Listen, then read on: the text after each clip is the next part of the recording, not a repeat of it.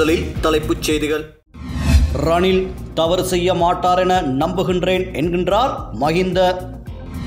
இலங்கையில் உத்தியோகபூர்வ டாலர் கையிருப்பில் வீழ்ச்சி என அதிர்ச்சி தகவல். கால்நடைகளுக்கு புதிய நோய் தாக்கம், பண்ணையாளர்கள் கவலை. 4 வயது மகளை கொடூரமாக தாக்கிய தந்தையை சரமாரியாக தாக்கிய சக கைதிகள். யாழில் வெளிநாட்டு பிரஜைக்கு சொந்தமான வீடு முற்றுகை, போலீசாருக்கு காத்திருந்த அதிர்ச்சி. மழையுடனான வானிலை இன்று முதல் அதிகரிக்கும் சாத்தியம். விஷன் கேயா, நம்பகமான பார்வை. எங்க பார்த்தாலும் இப்ப விஷன் கேயா. வணக்கம். தமிழ் பேசும் மக்களின் உரிமை குரலான வீரகேசரியின் இரவு நேர பிரதான செய்திகள். வாசிப்பது மாணிக்கம் நேசமணி. செய்தி ஆசிரியர் MD லூசியஸ். நாட்டில் தேர்தல்கள் உரிய நேரத்தில் நடத்தப்பட வேண்டும் எனவும் எந்த தேர்தலையும் எதிர்கொள்ள ராஜபக்ஷக்கள் தயார் எனவும் முன்னாள் ஜனாதிபதி மஹிந்த ராஜபக்ஷ தெரிவித்துள்ளார். ஜனாதிபதி தேர்தல் மற்றும் பாராளுமன்ற தேர்தலை பிற்போடும் ஐக்கிய தேசிய கட்சியின் யோசனைக்கு ஸ்ரீலங்கா பொதுஜன பெரமுன ஆதரவு வழங்குமா என ஊடகவியலாளர்களால் கேட்கப்பட்ட கேள்விக்கு பதிலளிக்கும் போதே அவர் இவ்வாறு தெரிவித்தார். எந்த தேர்தலுக்கும் ராஜபக்ஷக்கள் பயப்படுகின்றவர்கள் அல்ல. நான் ஜனாதிபதியாக இருந்த வேளை தேர்தல்களை உரிய காலத்தில் நடத்தினேன். தற்போதைய ஜனாதிபதி ரணில் விக்ரமசிங்கவும் உரிய காலத்தில் தேர்தல்களை நடத்த வேண்டும். அவர் தவறிழைக்க மாட்டார் என்று நம்புகின்றேன். அதேவேளை தேர்தல்களை பிற்போட நாம் அனுமதிக்க மாட்டோம். குறிப்பாக பிரதான தேர்தல்களை உரிய காலத்தில் நடத்தியே தீர வேண்டும். எமது நிலைப்பாட்டில் மாற்றம் எதுவும் இல்லை. ஜனாதிபதியிடம் இதனை தெரிவித்துள்ளோம். இவ்வருடம் ஜனாதிபதி தேர்தல் நடந்தே ஆக வேண்டும். மொட்டு கட்சியின் ஜனாதிபதி வேட்பாளர் விரைவில் வெளிப்படுவார் எனவும் தெரிவித்தார்.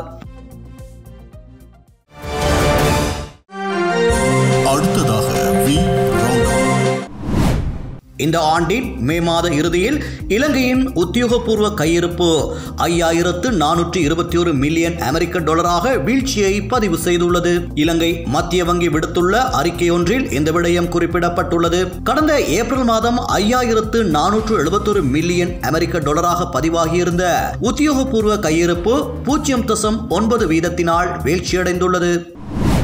எண்டேரமுள்ள ரயில் கடவையில் இன்று காலை இடம்பெற்ற ரயில் விபத்தில் 2 உயிரிழந்துள்ளனர். குறித்த விபத்து தொடர்பில் மேலும் தெரிய வருவதாவது, ரயில் கடவையில் மோட்டார் வாகனம் ஒன்றின் மீது ரயில் மோதியதில் இந்த விபத்து இடம்பெற்றுள்ளதாக தெரிவிக்கப்படுகிறது. மோட்டார் வாகனத்தில் பயணித்த தந்தையும் மகளுமே இவ்வாறு உயிரிழந்துள்ளதாக போலீசார் தெரிவிக்கின்றனர். குறித்த விபத்து தொடர்பில் மேலதிக விசாரணைகளை போலீசார் மேற்கொண்டு வருகின்றனர். தீ விபத்துக்குள்ளான எக்ஸ்பிரஸ் பேர்ல் கப்பலின் பிளாஸ்டிக் கழிவுகளை ஆய்வு செய்வதற்காக பிரித்தானியாவைச் சேர்ந்த விசேட நிபுணர் ரிச்சர்ட் தோமஸ் உள்ளிட்ட குழுவினர் நாட்டிற்கு வருகை தந்துள்ளனர். எக்ஸ்பிரஸ் பேர்ல் கப்பல் தீ விபத்துக்கு உள்ளாகி கடலில் மூழ்கியதன் பின்னர் கரையொதுங்கிய பிளாஸ்டிக் கழிவுகள் புத்தளம், வாத்தலை பிரதேசங்களில் களஞ்சியப்படுத்தப்பட்டுள்ள நிலையில் குறித்த பிளாஸ்டிக் கழிவுகளை ஆய்வு செய்வதற்காக நிபுணர் ரிச்சர்ட் தோமஸ் நாட்டிற்கு வருகை தந்துள்ளார். இதேவேளை அவருக்கு உதவும் வகையில் ஆஸ்திரேலியாவின் சட்டத்தரணி மிச்சல் டெய்லரும் நாட்டிற்கு வருகை தந்துள்ளதாக சட்டமா அதிபர் திணைக்களம் குறிப்பிட்டுள்ளது. பிளாஸ்டிக் கழிவுகள் ஊடாக நாட்டின் கரையோர வளங்களுக்கு ஏற்பட்ட பாதிப்புகள் தொடர்பான ஆய்வு அறிக்கையை பேராசிரியர் ரிச்சர்ட் தோமஸ் இதன் போது தயாரிக்க உள்ளார் என தெரிவிக்கப்பட்டுள்ளது. அரசாங்கத்தின் அழைப்பின் பேரில் அவர் இதற்கு முன்னரும் நாட்டிற்கு வருகை தந்தார் என்பது குறிப்பிடத்தக்கது. துல் இஜ்ஜாக் மாதத்தின் தலைப்பிறை தென்பட்டுள்ளதாக கொழும்பு தேசிய பள்ளிவாசல் தெரிவித்துள்ளது. இதன்படி இம்மாதம் 17ஆம் திகதி அஜ் பெருநாளை கொண்டாட முடியும் என கொழும்பு பெரிய பள்ளிவாசல் அறிவித்துள்ளது. நுவரெலியா மாவட்டம் உள்ளிட்ட மத்திய மாகாணத்தின் பல பகுதிகளில் கால்நடைகளுக்கு புதிய நோய் தாக்கம் ஏற்பட்டுள்ளதாக அங்குள்ள பண்ணையாளர்கள் தெரிவிக்கின்றனர். இதன் காரணமாக கால்நடைகள் உயிரிழக்கும் வீதம் அதிகரித்துள்ளதுடன் பால் உற்பத்தி வெகுவாக குறைவடைந்துள்ளதாக தெரிவிக்கப்படுகிறது. இந்த நோய் தாக்கம் கடந்த காலங்களில் வடமாகாணத்தில் பதிவாகியிருந்தது. இந்த நோய் தற்போது மத்திய மாகாணத்திலும் பரவ ஆரம்பித்துள்ளதாக பண்ணையாளர்கள் குறிப்பிடுகின்றனர். இதேவேளை இந்த நோய் தாக்கத்தை கட்டுப்படுத்துவதற்கான தடுப்பூசிகள் இதுவரையில் கால்நடைகளுக்கு வழங்கப்படவில்லை என சில பண்ணையாளர்கள் குற்றம் சாட்டியுள்ளனர். இந்த நோய் தாக்கம் குறித்து இலங்கை அரச கால்நடை வைத்திய அதிகாரிகள் சங்கத்தின் உபத்தலைவர் சௌந்தரராசா சுகிதரன் கருத்து தெரிவிக்கையில், நோய் தாக்கத்தை கட்டுப்படுத்துவதற்கான தடுப்பூசிக்கு கோரிக்கை முன்வைக்கப்பட்டுள்ள போதிலும் இதுவரை அது தங்களுக்கு கிடைக்கப்பெறவில்லை என அவர் தெரிவித்தார். 4 வயது சிறுமி ஒருவரை கொடூரமான முறையில் தாக்கிய சம்பவம் தொடர்பில் கைது செய்யப்பட்டு அனுராதபுரம் சிறையில் அடைக்கப்பட்டுள்ள சிறுமியின் தந்தை ஒருவர் சக கைதிகள் குழுவினால் தாக்கப்பட்டு வைத்தியசாலையில் அனுமதிக்கப்பட்டுள்ளார்.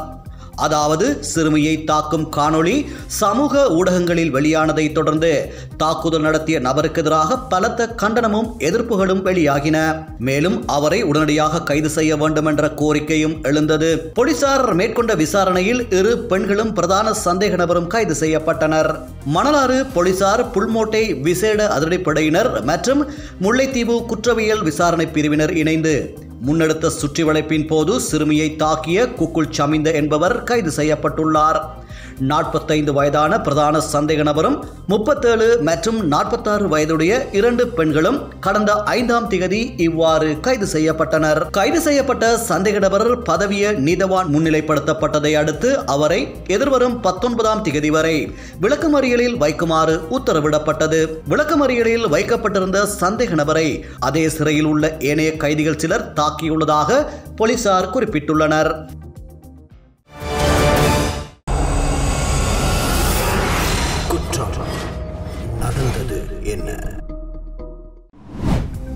யாழ்ப்பாணம் ஈவினை பகுதியில் ஆபத்தை ஏற்படுத்தும் கூறிய ஆயுதங்களுடன் சந்தேக நபர் ஒருவர் நேற்றைய தினம் போலீசாரால் கைது செய்யப்பட்டுள்ளதாக தெரிவிக்கப்படுகிறது. யாழ்ப்பாணம் பிராந்திய விசேட குற்றத்தடுப்பு பிரிவு போலீசாரே குறித்த ஆயுதங்களை மீட்டதுடன் சந்தேக நபரையும் கைது செய்துள்ளனர். சுன்னாகம் ஈவினை பகுதியில் வெளிநாட்டு பிரஜை ஒருவருக்கு சொந்தமான வீட்டிலேயே வாள் உள்ளிட்ட கூறிய ஆயுதங்கள் இருப்பதாக போலீசாருக்கு கிடைத்த ரகசிய தகவலுக்கு அமைய குறித்த சோதனை நடவடிக்கை முன்னெடுக்கப்பட்டது. இதன்போது 8 ஆயுதங்கள் கைப்பற்றப்பட்டதுடன் சம்பவம் தொடர்பாக கைதான சந்தேக நபரிடம் விசாரணைகளை போலீசார் மேற்கொண்டு வருகின்றனர். குறித்த நபர் பல்வேறு வன்முறை சம்பவங்களுடன் தொடர்பு பட்டிருக்கலாம் என சந்தேகிக்கும் போலீசார் குறித்த விடயத்தில் வெளிநாட்டு பிரஜைக்கும் தொடர்புள்ளதா அல்லது வேறு நபர்களுக்கு தொடர்புள்ளதா என்ற கோணத்தில் விசாரணைகளை மேற்கொண்டு வருகின்றனர்.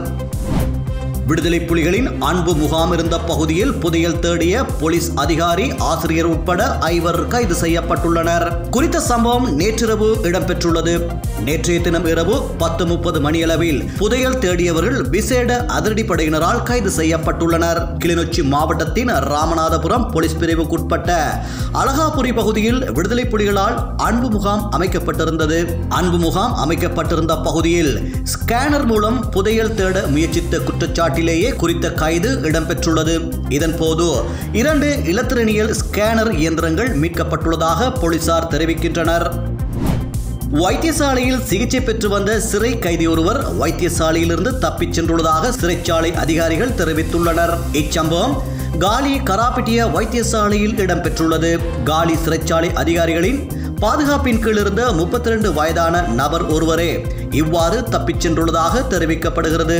இவர் வைத்தியசாலையின் கழிவறையிலிருந்து தப்பிச் சென்றுள்ளார் என்று சிறைச்சாலை அதிகாரிகள் தெரிவித்துள்ளனர். சிறைச்சாலை அதிகாரிகளிடம் கழிவறைக்கு செல்ல வேண்டும் என குறித்த நபர் கழிவறைக்கு செல்வதாக கைவிலங்குகளை அகற்றிய சிறைச்சாலை அதிகாரிகள் பாதுகாப்புக்காக கழிவறைக்கு முன்பாக காத்திருந்தனர். எனினும் குறித்த நபர் கழிவறையிலிருந்து பாய்ந்து தப்பிச் சென்றுள்ளார் என்று வைத்தியசாலை வட்டாரங்கள் தெரிவித்துள்ளன. ஐஸ் போதைப்பொருளுடன் 4 போதை மாத்திரைகளுடன் 2 5 காத்தான்குடி பிரதேசத்தில் வைத்து கைது செய்துள்ளதாக காத்தான்குடி போலீஸ் நிலைய பொறுப்பதிகாரி ஜி கஜநாயக்க தெரிவித்தார். காத்தான்குடி போலீஸ் பிரிவுக்குட்பட்ட ஹைராத் நகர், டெலிகாம் வீதி, கடற்கரை வீதி, நூரானியா பிரதேசங்களில் நேற்று முன்தினம் இரவு போலீசார் நடத்திய திடீர் சுற்றிவளைப்பின் போதே இவர்கள் கைது செய்யப்பட்டுள்ளனர்.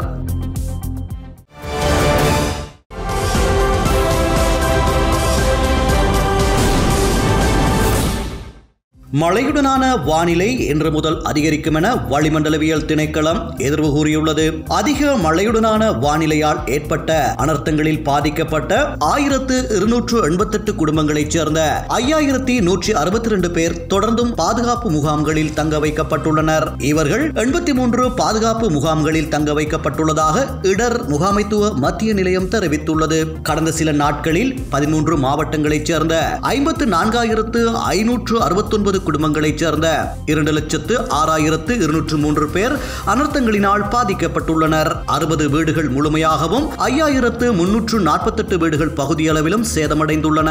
களுத்துறை, கொழும்பு, காலி, கேகாலை, ரத்னபுரி மற்றும் மாத்தறை ஆகிய மாவட்டங்களின் சில பிரதேச செயலக பிரிவுகளுக்கு விடுக்கப்பட்ட மண் சரிவு அபாய எச்சரிக்கை நீடிக்கப்பட்டுள்ளது. காசா போர் நேற்றுடன் 9வது மாதத்தை எட்டிய நிலையில் இஸ்ரேலின் தாக்குதல்கள் காசாவெங்கும் நீடித்திருப்பதோடு குறிப்பாக மத்திய காசாவில் குண்டுமழை பொழிந்து வருகிறது. மத்திய காசாவில் உள்ள ஐநா பாடசாலை ஒன்றின் மீது இடம்பெற்ற தாக்குதலில் அங்கு அடைக்கலம் பெற்றிருந்த பாலஸ்தீனியர்கள் கொல்லப்பட்ட சம்பவத்திற்கு பின்னர் நேற்று அகதி முகாம்களை இஸ்ரேலிய போர் விமானங்கள் கடுமையாக தாக்கின. இந்த போரினால் காசா முழுவதும் சின்னா பின்னமாக்கப்பட்டு ஆயிரக்கணக்கானோர் கொல்லப்பட்டிருப்பதோடு அங்குள்ள 2.4 மில்லியன் மக்கள் பட்டினி நிலைக்கு தள்ளப்பட்டு வருகின்றார்கள். கடந்த நவம்பரில் ஒரு வாரம் நீடித்த போர் நிறுத்தத்துக்கு பின்னரான முதல் போர் நிறுத்தம் ஒன்றை எட்டுவதற்கான ராஜதந்திர முயற்சிகள் முன்னெடுக்கப்பட்டு வருகின்ற போதும் அதில் குறிப்பிடத்தக்க முன்னேற்றம் ஏற்படவில்லை. ஒரு வாரத்திற்கு முன்னர் அமெரிக்க ஜனாதிபதி ஜோ பைடன் வெளியிட்ட 3 கட்ட போர் நிறுத்தத்தை ஒட்டியே புதிய முயற்சிகள் இடம்பெற்று வருகின்றன. என்றாலும் கடந்த 2007ஆம் ஆண்டு தொடக்கம் காசாவில் ஆட்சி புரிந்து வரும் ஹமாஸ் அமைப்பு பைடனின் திட்டத்திற்கு இன்னும் பதிலளிக்கவில்லை. ஹமாஸ் அமைப்பை ஒழிக்கும் தனது போர் திட்டத்தை தொடர்ந்து வலியுறுத்தி வரும் இஸ்ரேல் பேச்சுவார்த்தைகளுக்கான விருப்பத்தை வெளியிட்டு வருகிறது. காசாவெங்கும் இஸ்ரேலின் தாக்குதல்கள் இடம்பெற்ற போதும் அது மத்திய காசாவில் தீவிரமடைந்துள்ளது. குறிப்பாக பிரைஜ் மற்றும் மகாசி அகதி முகாம்கள் மற்றும் டெய்ர் அல் பலாவிலும் இஸ்ரேல் தரை மற்றும் வான்வெளி தாக்குதலை நடத்தி வருகிறது. இங்கு கடந்த வியாழக்கிழமை இரவு வீடொன்றை இலக்கு வைத்து நடத்தப்பட்ட தாக்குதலில் குறைந்தது 6 பாலஸ்தீனியர்கள் கொல்லப்பட்டனர். டெய்ர் அல் பலாவில் 2 கொல்லப்பட்டிருப்பதோடு புரைஜில் இடைவிடாது குண்டு வீசப்பட்டு வருவதாக அங்கிருந்து வரும் செய்திகள் தெரிவிக்கின்றன. குறிப்பாக முன்னெச்சரிக்கையின்றி சன நெரிசல் மிக்க பகுதிகள் மீது தாக்குதல் நடத்தப்படுகிறது. இவ்வாறு கடந்த வியாழனன்று நுசைரத் முகாமில் உள்ள ஐநா பாடசாலை ஒன்றின் மீது இடம்பெற்ற வான்வெளி தாக்குதலில் 40க்கும் அதிகமான பாலஸ்தீனியர்கள் கொல்லப்பட்டமை குறிப்பிடத்தக்கது. இந்த தாக்குதல் மக்கள் எதிர்கொண்டு வரும் பயங்கரத்திற்கு மற்றொரு உதாரணம் என்று ஐநா செயலாளர் நாயகம் ஆண்டனியோ குட்ரஸ் தெரிவித்துள்ளார். கடந்த அக்டோபர் 7ஆம் தேதி அன்று இஸ்ரேல் மீது பாலஸ்தீனிய போராளிகள் நடத்திய தாக்குதலை அடுத்து வெடித்த இந்த போரில் கொல்லப்பட்ட பாலஸ்தீனியர்களின் எண்ணிக்கை தற்போது 36,731 அதிகரித்துள்ளது என காசா சுகாதார அமைச்சின் நேற்று வெளியிட்ட அறிவிப்பில் குறிப்பிடப்பட்டுள்ளது.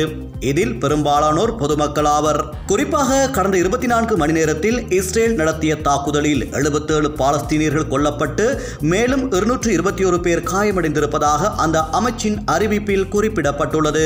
இந்த போரினால் இஸ்ரேல் மீதான ராஜதந்திர தனிமைப்படுத்தல்கள் அதிகரித்திருப்பதோடு அதற்கு எதிராக சர்வதேச நீதிமன்றத்தில் போர்க்குற்றத்தில் ஈடுபட்டதாக வழக்கு விசாரணை இடம்பெற்று வருகிறது.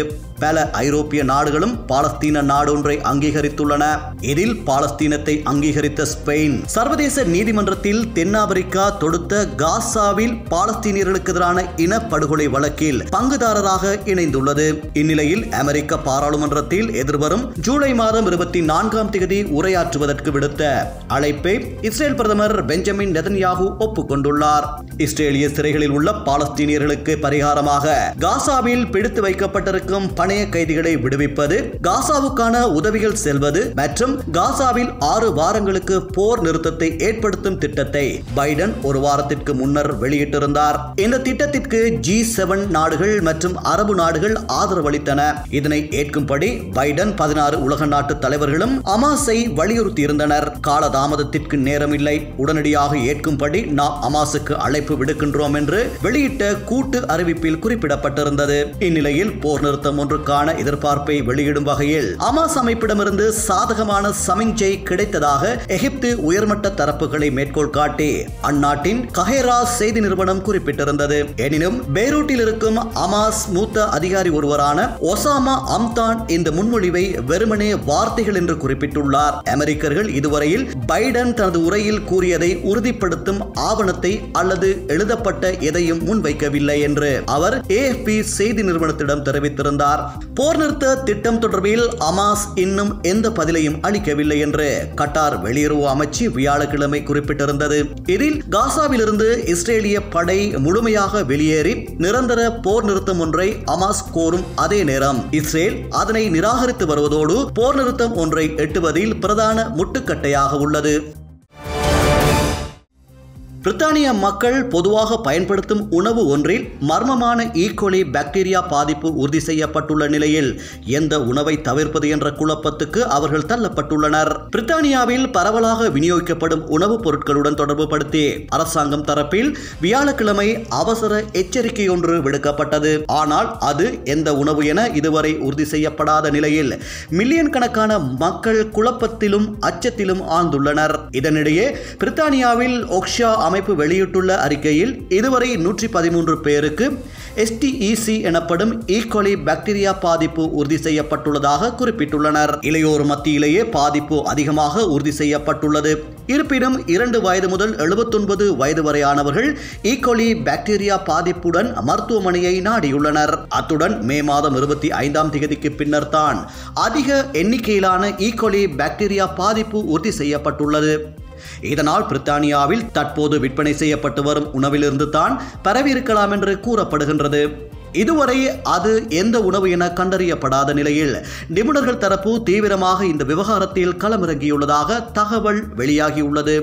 இதனிடையே பாக்டீரியா பரவல் தொடர்பில் ஏற்பட்டுள்ள நிச்சயமற்ற தன்மை பிரித்தானிய மக்களிடையே ஏமாற்றத்தையும் குழப்பத்தையும் ஏற்படுத்தியுள்ளது.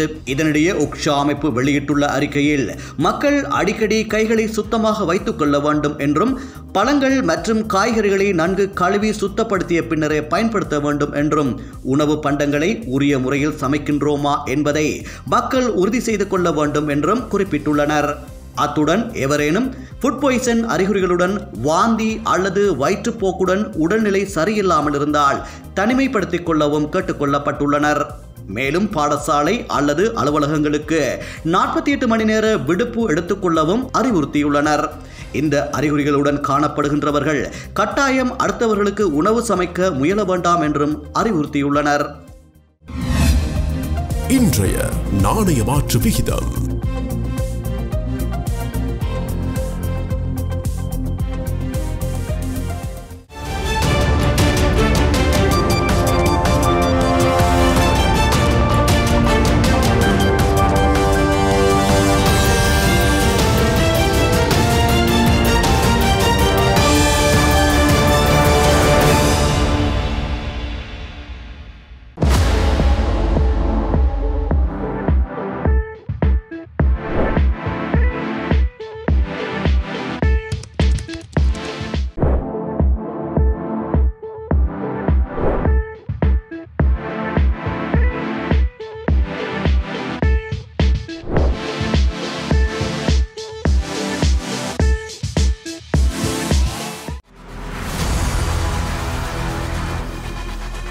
இலங்கையின் முதல் நிலை முதற்கர செய்தி வழங்குனர் வீரகேசரியில் குறுந்தகவல் செய்திகளை உடனுக்குடன் தமிழில் பெற்றுக்கொள்ள டயலாக் வலையமைப்பிலிருந்து REG இடைவெளி வீக்கி என்று பதிவிட்டு 87 960 என்ற எண்ணுக்கு குறுஞ்செய்தி ஒன்றை அனுப்புங்கள். வீரகேசரி செய்தியுடன் இணைந்திருங்கள்.